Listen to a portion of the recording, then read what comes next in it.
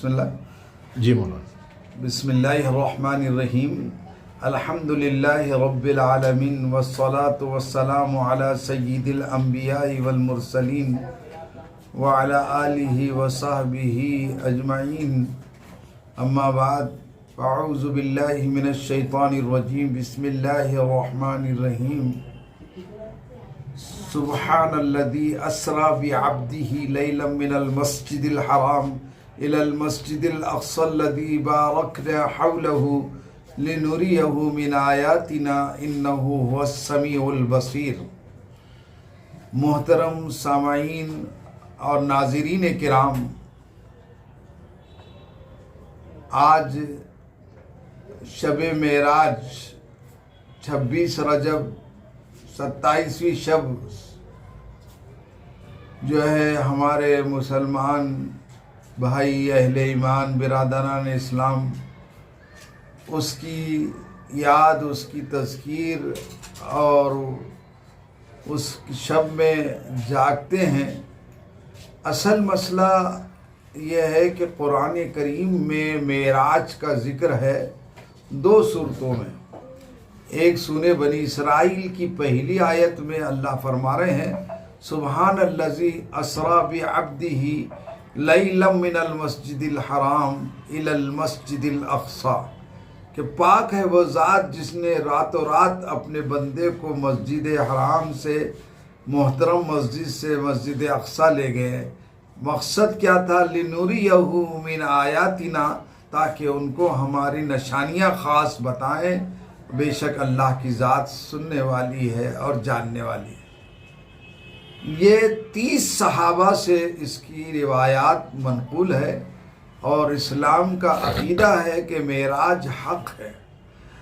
اور حضور اکرم صلی اللہ علیہ وسلم کو خانہ کعبہ سے مسجد حرام سے لے کر گئے فرشتے براق پر بٹھا کر، اور براق کی سواری اتنی تیز تھی کہ تا حد نظر اس کا قدم پڑتا تھا، اور وہ کئی زبردست رفتار سے مسجد اقصی حضور اکرم صلی اللہ علیہ وسلم تشریف لے گئے. وہاں انبیاء علیہ السلام کی، پیغمبروں کی امامت فرمائی.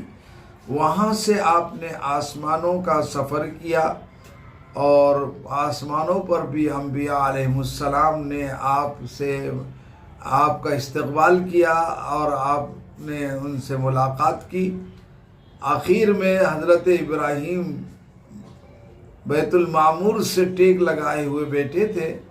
انہوں نے امت کو پیغام دیا، اور اس کے بعد آپ سدرۃ المنتہا تشریف لے گئے.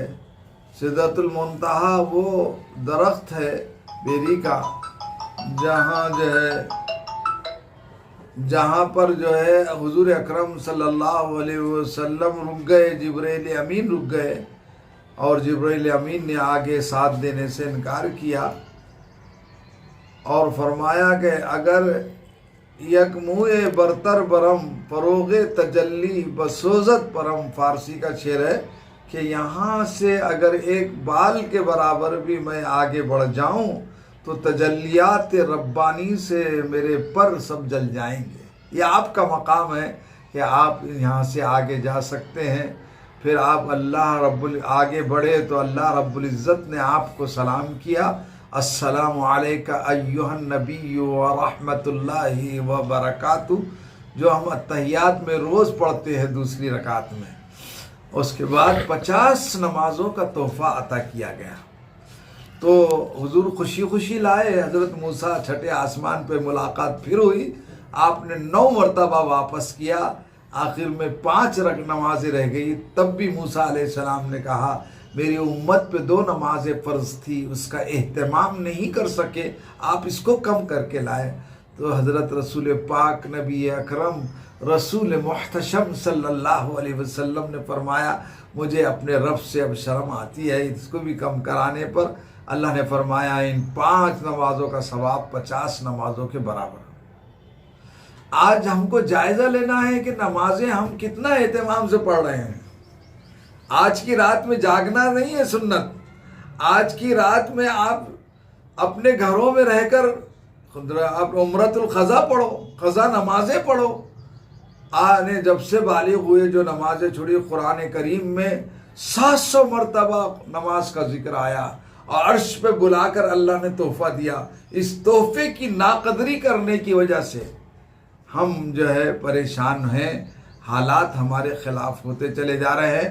اس لیے میرے بھائیوں بہنوں سے درخواست ہے کہ اس فریضے کو اپنے گھروں میں مسجدوں میں زندہ کرو. اور یہ صرف ایک رات جاگ لینا اور پورے 360 دن چھٹی لے لینا، یہ ہمارے اسلام میں نہیں ہے.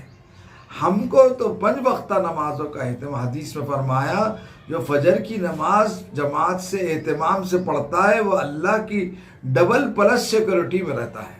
اور ہمارے پاس نحوست آ جاتی ہے جب ہم فجر نہیں پڑھتے ہیں. حضور نے فرمایا کہ میری آنکھوں کی ٹھنڈک نماز میں ہے، نماز معراج المومنین ہے. اور اقبال نے کہا کہ کس قدر گراں تم پہ صبح کی بیداری ہے، کس قدر گراں تم پہ صبح کی بیداری ہے، ہم سے کب پیار ہے، ہاں نیند تمہیں پیاری ہے. آؤ میرے بھائیوں اور بہنوں، آج ہم عہد کریں کہ اللہ کے اس عظیم فریضے کو ہم اہتمام سے 5 وقتہ ادا کریں گے اور اللہ کے حضور آج توبہ کر کے پوری نمازوں کا قضا کریں گے. اور ایک آخری بات کہ لوگ بڑی راتوں کے نام پر ہمارے نوجوان شیطان کے علمبردار بن کے بجائے مساجد کے بازاروں میں چوراہوں میں جو ہے آپ کے گپے مارتے ہیں، موبائل میں مصروف رہتے ہیں، کھانے پینے میں مصروف رہتے ہیں. یعنی ہم نے دین کی شکل کو ہی مسخ کر دیا. جو چیزیں ضروری نہیں ہیں ان چیزوں کو ضروری سمجھ رہے ہیں، اور جو چیزیں ضروری ہے، فرض ہے نماز، اس کو ضروری نہیں سمجھ رہے. جاگنا ضروری نہیں ہے لیکن فرض نمازوں کا قضا کرنا اور پڑھنا یہ ہمارے لیے ضروری ہے.